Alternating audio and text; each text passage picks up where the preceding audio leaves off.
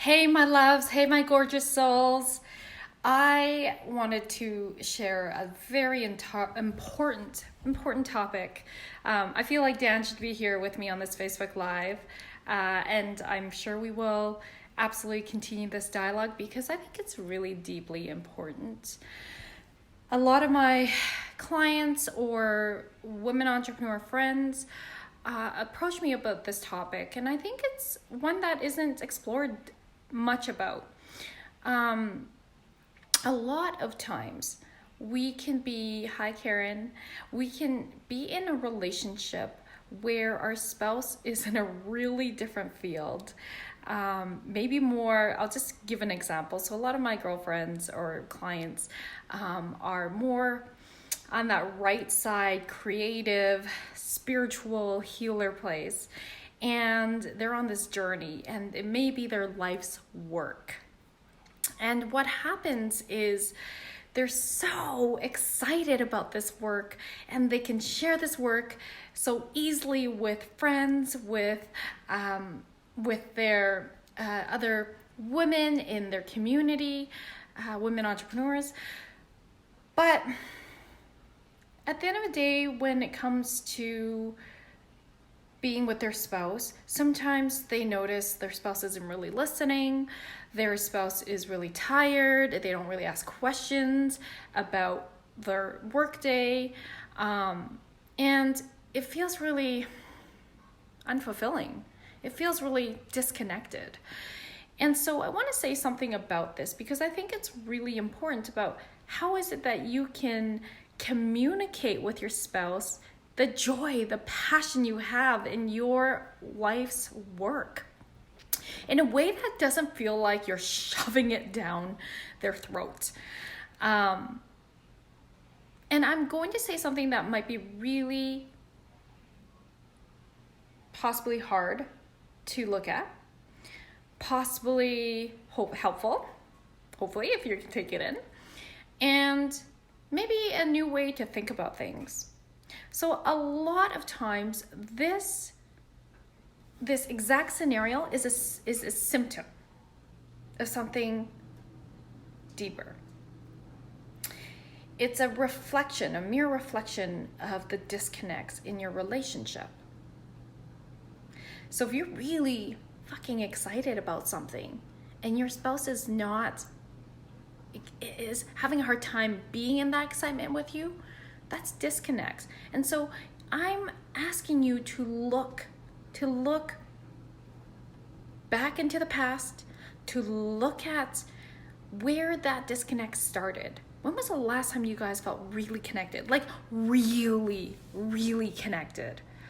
When was the last time you felt like you were in flow, you were on the same page, you had this incredible energy? And if it's been a long time, then it's time to go back and revisit that. And just think about what shifted for us to disconnect.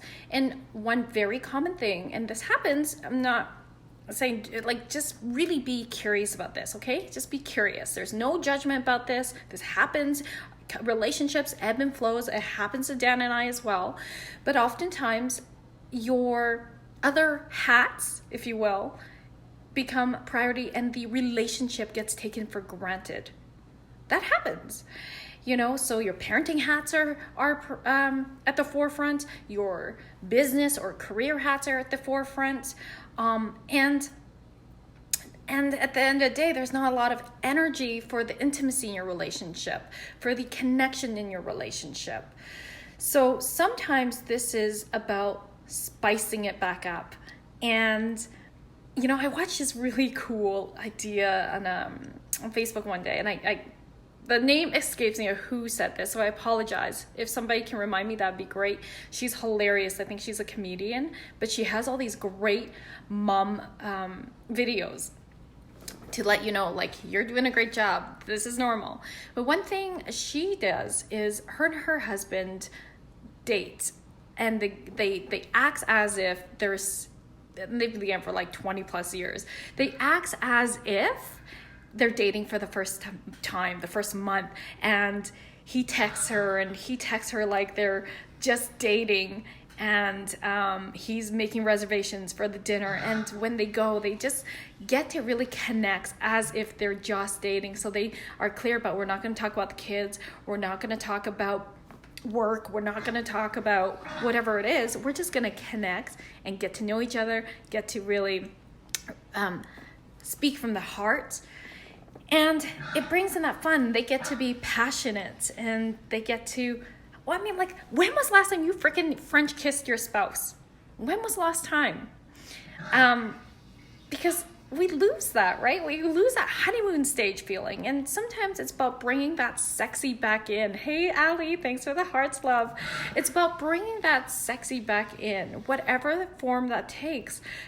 But I mean, I'm definitely, Dan and I have been together for 16 and a half years. And yeah, we know what that feels like to put our own relationship on the back burner and take it for granted and lose that passion. In fact, it's something that we've been really, really conscious of lately. And we decided to do this. We're like, let's just date each other. Let's bring in more sexy. Let's, like, bring more passion. I planted a French kiss on him a few days ago, and it had been a while. I'd admit it had been a while, and he was like, oh, and he was pleasantly surprised. And since then, we've been French kissing each other every single day. It's amazing, and it brings in so much of the beautiful endorphins and the hormones that get you connected. So do it. Just connect. And then naturally what happens is you start to feel like you're connected. Naturally what you can do is bring in your passion about your work. Don't lead with that. Just be the change you want to see. Just be in joy. Bring that into your relationship. Bring the passion into your relationship. And I know it may not always be easy. Some of you struggle. I have a master's in marriage and family therapy. I know that sometimes it's like, well, why should I give him a French kiss when he hasn't done the dishes? He hasn't done A, B, and C that I've asked him to do for like months, for years. And what happens is, guess what? Not only do you suffer, he suffers too. You both suffer. So don't be saying, if only when he does this will I then French kiss or reward him with sex or whatever it is. Don't put yourselves in that pattern. Oh, yuck. Because then it becomes a tick for tack. It gets deeper. The issues get deeper. The issues get swept under the rug, but they keep coming back up in fights. And you're not really fighting about the fucking toilet paper being put in a certain way, right? Like, let's face it. There is a way in how you guys can reconnect. You just got to break that pattern. You got to just do something totally different. And I know it may seem like it's a surfacey thing where if you would just plant one on him, it's like, oh, and I'm not saying the outcome would be great. Maybe you would get rejected, but then again, that's a mirror for some deeper work, because that's a mirror for where your relationship is. And it's serious. Don't be afraid to go and get some coaching or counseling for your relationship. Don't be afraid to go look at what you've been both avoiding at looking, whether it's within yourselves and each other. This is where the work is deeply, deeply important as a couple, a romantic couple. As parents, you need to be those, if in a family unit, your kids benefits from seeing, and not just seeing, feeling the love vibes from both of you. Kids can feel. They feel when you had a fight. You don't need to witness it. They can feel the tension. Right? Kids feel everything. They can feel when you're in lovey-dovey mode. They can, and it creates ripple effects either way. So do yourself the biggest favor, whether you're parents or not, but in your relationship, if it feels stale, if it feels heavy, if it feels like there's tension, if there is more serious issues, mental health issues, please go get help. Don't be afraid. You don't need to be living a life of suffering. You don't deserve that. You deserve a life of joy and happiness. And I always say, staying together is not success. It's coming to your truths. So if it's no longer a fit, but you've both done everything that you could do to try to make it work, and the truth is, it's no longer a fit. It's not in alignment. Your values are not in alignment. If you've tried that, get them in alignment. Then the truth and coming to your truth is the success. I don't believe that staying together, and this is maybe my own personal opinion, but fuck, if you're miserable and you've done everything you could, then don't stay together. It doesn't benefit you. It doesn't benefit the partner. It doesn't benefit your parents' kids. Okay? So I hope this made you think today. I hope that this helps you take inspired action. Go and be love. Go and at least do this for yourself, because you deserve the most fucking sexy, fulfilling, amazing, deep, soulful relationship with your partner. You absolutely do. And I'm so fucking excited. I'm so fucking excited to be putting something out here, co-creating with my husband.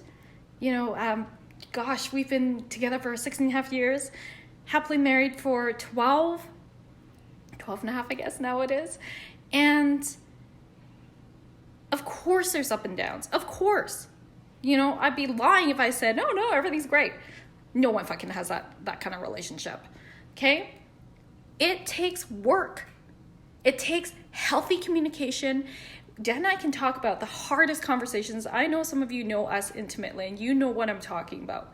We can bring up any issue and navigate through those conversations. And we're so fucking excited to co-create something in the world for other couples to learn how to communicate about any issue. Trust me, Dan and I have we have navigated through things that most couples can't. And we have not only survived in it, we have thrived in it. And we taught each other how to give each other the greatest gift, which is freedom. Freedom to be who we are, freedom to express ourselves in whatever way we want to express ourselves within healthy boundaries and respect and beautiful, beautiful communication. And it's always been a process. It's been a process, but we've always been able to come back and ground ourselves and connect. So we are so excited about teaching couples this. We are so excited about hosting workshops to help couples feel more empowered within themselves so that your own shit doesn't get in the way of you being able to communicate with each other, especially around money, especially around intimacy and sex, especially around parenting, right? And in some ways I can say, yes, we are experts because of our backgrounds. We are experts, so we have knowledge, we practice it, we practice what we preach, and we're so excited to put something out here later this year. Give me some hearts, give me some fist bumps if you are excited with us, if this calls to you and you're like, yeah, shit, I really, really need to learn from Roz and Dan. If you guys know us personally, you know that we are considered a power couple.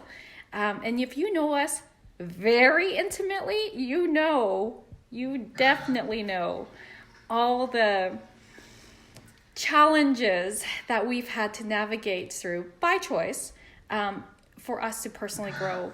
And I'm so excited to be sharing with the world what we've learned about ourselves and our relationship, and help others, give others, empower others with tools to support you. But first, it's always about inside work. You are a mirror of what's happening in your relationship. You are half of the equation. It's never about blaming your partner. It is not your partner's fault. Okay? Both of you take accountability. That's what it is. It takes two to tango, right? So do the inner work. Ladies, if you feel called, I would love for you to do some inner work on yourself. Come to Delicious Divas March 2nd and 3rd. We are going to dive in deep and help you unleash your inner Wonder Woman. Help you unleash the part of you that is meant to really play full out in this world. in work, in life, as in your relationships, your connections, your friendships, your community. Play full out. So join me. This will be life-changing for you. You will have breakthroughs. If you've been doing this kind of work, you will have deeper and greater breakthroughs. You know, like I went to Nurka this weekend with Dan. And that's another way in how you can grow as a couple is go to personal development together. Go do things that will inspire you guys, will empower you guys. And even if you're probably like, Roz, my spouse doesn't, no fucking way, he would never do that. Well, do it anyway for you. You go. Because as he starts to see you change, guess what's going to happen? He's going to get inspired. I see this happen all the time. All the time. Over all these years, I see it happen all the time. And you don't actually need both of you to change. Only one of you needs to change and the other person naturally starts to shift. Promise you that. I can't promise you which direction, but you will both come to your truths. Okay? So, all right. I'm going to drop the link below. Join me at Delicious Divas. I would love to see you there. Join me in by participating in your life, by going out today and giving your spouse a French kiss. Go and surprise them. Bring them flowers. Send them a text right now and say, I just want to say, babe, I fucking love you. I know if you're having a hard time, I know we have our difficulties, but I want to say I am grateful for you. We are going through something tough, but I am grateful for you. Gratitude is the most powerful way to approach life and relationships. If you're not grateful, it's not going to get you very far. So a good reminder for myself and a good reminder for you is start with gratitude. Every single day you connect in gratitude for your partner because we can take them for granted so fucking easily. They're right there. They're there all the time. So what I'm saying is shift out of that and shift into gratitude. All right, guys. See you later.